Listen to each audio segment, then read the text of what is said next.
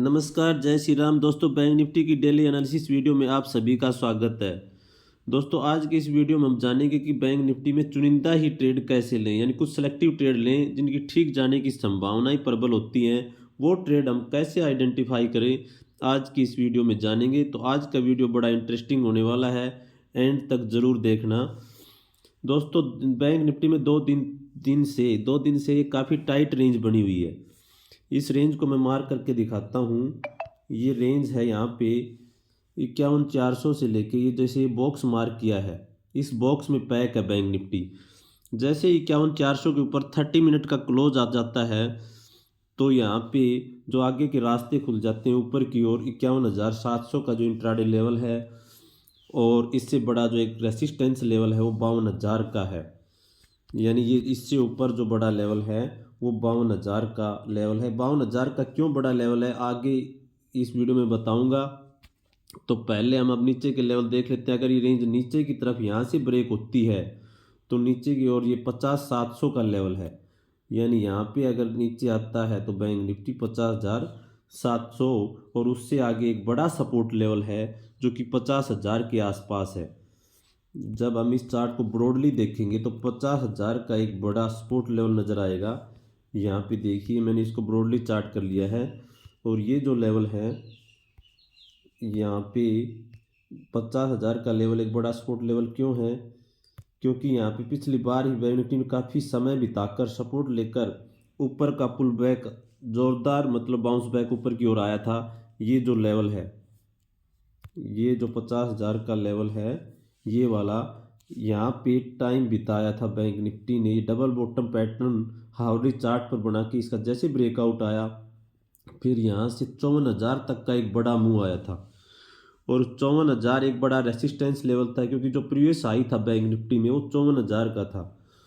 तो 54,000 के जब रेसिस्टेंस लेवल के आसपास टाइम बिताता है तो वहाँ तो समझ लो कि वहाँ से ऊपर की ओर या नीचे की ओर बड़ा मूव आ सकता है। लेकिन 54,000 को यहाँ पे देखो, ये 54,000 के आसपास बैंक निफ्टी में टाइम पास किया, यहाँ पे ये टाइम पास किया, लेकिन नीचे ब्रेक कर दिया। तो 54,000 के रेसिस्टेंस पे नीचे का साइड का सिग्नल मिला और बैंक निफ्टी नीचे आया, और दोबारा से 54,000 के आसपास डबल टॉप बनाया, और डबल टॉप बना के फिर लगातार 2-3 दिन तक बैंक निफ्टी नीचे गिरा। अब ये एक तरफा गिरावट के बाद ऊपर की ओर पॉसिबिलिटी क्यों हो रही है, क्योंकि जब एक तरफा तेज गिरावट आ जाती है तो स्विंग हाई बीच बीच में प्राइस जरूर बनाता है। तो यहाँ पे जो 52,000 का एक बड़ा सपोर्ट लेवल, ये ब्रेकडाउन आया था 52,000 के आसपास, यहाँ 52,000 के आसपास ही ब्रेकडाउन आया था।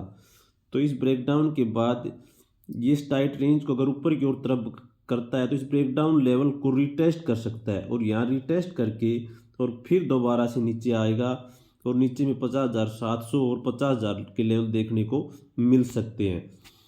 तो 52,000 की संभावना, ये जो 52,000 का बाउंस बैक पुल बैक है, ये ज़रूर आ सकता है, क्योंकि प्राइस कभी एक तरफा गिरावट नहीं दिखाता है, बीच बीच में स्विंग हाई बनाता है। तो यहाँ पे 52,000 को रिटेस्ट करने की एक पॉसिबिलिटी है। तो यहाँ से अब जब बैंक निफ्टी जिस जगह पर है, यहाँ दोनों साइड की मूव पॉसिबल है। यानी 51,400 के ऊपर टिकता है तो 51,700 और 52,000 के लेवल देखने को मिल सकते हैं, और नीचे की ओर जो ये हमारा लेवल है इस टाइट रेंज का, जो कि 51,100 के आसपास है, और 51,100 ब्रेक होता है तो 50,700 और 50,000 के लेवल देखने को मिल सकते हैं। तो यहाँ पे बैंक निफ्टी की इस टाइट रेंज पे ज़रूर नज़र बना के रखिएगा, क्योंकि दोनों तरफ के बड़े मूव आ सकते हैं। दोनों तरफ के बड़े मूव आ सकते हैं कि बैंक निफ्टी एक बीच मझधार में है, दोनों तरफ के मूव दिखा सकता है। तो इस चार्ट पर ज़रूर नज़र बनाइएगा। तो इसी तरह से आज की वीडियो का जो हमारा टाइटल, कि हम कैसे ऐसे ट्रेड आइडेंटिफाई करें जहाँ से बड़ा मूव पॉसिबल हो जाए, इसका सीधा सीधा सा हल ये है कि चार्ट पर टाइट रेंज मार्क कर लें। यानी 30 मिनट या आवरली चार्ट पर 2-3 दिन से साइडवेज कंसोलिडेशन को हमको कैप्चर करना है। जब जब इस चार्ट पर देखेंगे साइडवेज कंसोलिडेशन हुआ है, जैसे यहाँ पे 50,000 की सपोर्ट के आसपास इसने ये साइडवेज कंसोलिडेशन के दौरान ये डबल बॉटम पैटर्न बनाया था। अब यहाँ पे ये छोटी रेंज देखोगे आवली चार्ट पर, ये छोटी रेंज ब्रेक हुई तो 3-4 कैंडल का मुंह आया, फिर यहाँ पे देखिए छोटी सी रेंज ब्रेक हुई, फिर ये मुंह आया।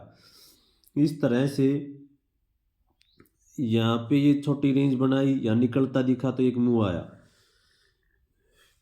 फिर यहाँ पे ये डाउनवर्ड स्लोप लाइन का ये ऐसे जैसे ब्रेकआउट हुआ, फिर एक बड़ा मुंह आया।